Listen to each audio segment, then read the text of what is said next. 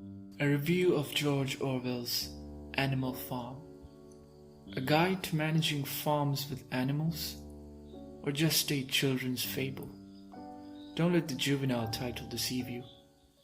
Animal Farm is one of the most iconic pieces of 20th century literature.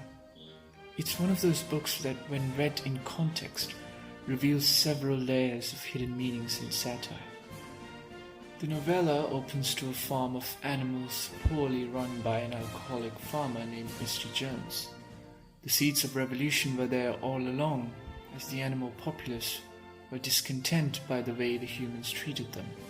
One night, a boy named Old Major organizes a meeting in which he shares his dream of a world where animals lived free of oppression and calls to overthrow the humans.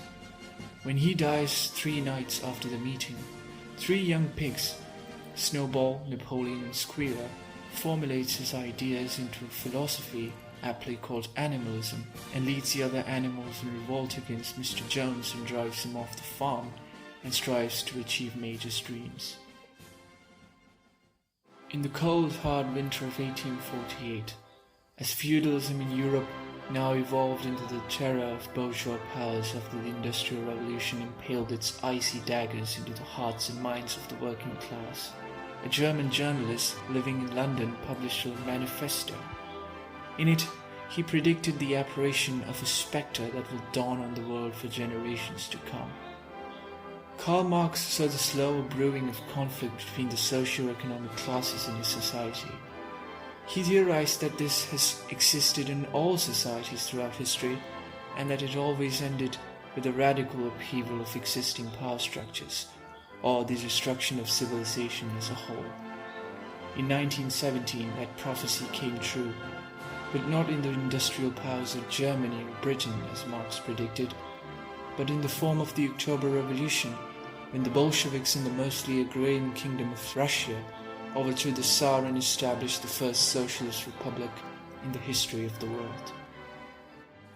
If you see any similarities between these stories, you're not alone. Animal Farm is one of the greatest allegorical stories ever written. George Orwell, who fought for the cause of the Republicans against the fascists in the Spanish Civil War, a man who backed the socialist movements in Europe, watched in horror as the great Soviet experiment evolved into a tyrannical monstrosity under Joseph Stalin. This came from a man who felt cheated and demoralized as his utopian ideology he held dear was twisted into something grotesque and inhuman before his very own eyes. The rest of Animal Farm chronicles that unfortunate tragedy of history. Napoleon eventually drives Snowball out in a power struggle and starts his rule with an iron fist as the head of Animal Farm. He and the pigs begin to act more like humans, sleeping in beds, drinking whiskey and engaging in trade, all of which had been prohibited by the code of animalism. Years pass and the pigs become more and more humanoid, carrying whips to punish other animals and wearing clothes.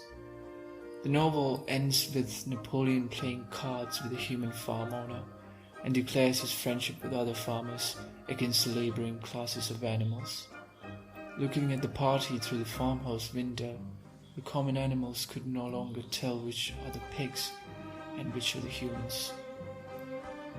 The parallels the story makes are clear as daylight. The humans in the story refer to the feudal classes of rich landowners in pre-revolutionary Europe. Mr. Jones in particular is an allusion to Nicholas II, the Tsar of Russia who was toppled by the communists in 1917. Old Boar is a mixture of Karl Marx, the ideological father of communism, and Vladimir Lenin, the leader of the Russian Revolution. Napoleon is an allusion to Stalin. Snowball is a reference to Leon Trotsky, a shining intellectual and political rival of Stalin, who was exiled after he took charge. The character of Squealer is based on the nature of state propaganda in authoritarian rule. The pigs in general represent the party intellectuals that rose to power as a class apart from the general proletariat in the Soviet society. The horn and the hoof is similar to the hammer and the sickle. The song Beasts of England that Old Boar teaches them is later banned by Napoleon. This is probably a reference to the Internationale, which was the national anthem of the Soviet Union until 1944, when it was replaced by a Stalin-centric Hymn of the Soviet Union. This also reflects the Union's ideological transition from Lenin's proletarian internationalism to Stalin's theory of socialism in one country. After getting rid of Snowball, Napoleon makes peaceful deals with Mr. Frederick, the owner of a neighboring farm. It is mentioned that he's a cruel man who tortures and kills his animals without a care. The novel was first published a few months after the Second World War ended in Europe after the fall of Berlin, and the horrible atrocities committed by Nazi Germany under Adolf Hitler, including the Holocaust, was only slowly coming to light before the world. This is a reference to the Non-Aggression Pact which Stalin made with Hitler, when conflicting ideologies came hand in hand in times of doubt. Later, like the pact was broken when Hitler invaded Russia in the summer of 1941, Mr. Frederick comes back to attack the farm and destroys their windmill. The windmill here represents the hopes and dreams of the Soviet people. Animal Farm is not just a plain criticism of the USSR. It shows how power can corrupt a society, even with intellectuals as its leaders, and an educated and apparently woke populace.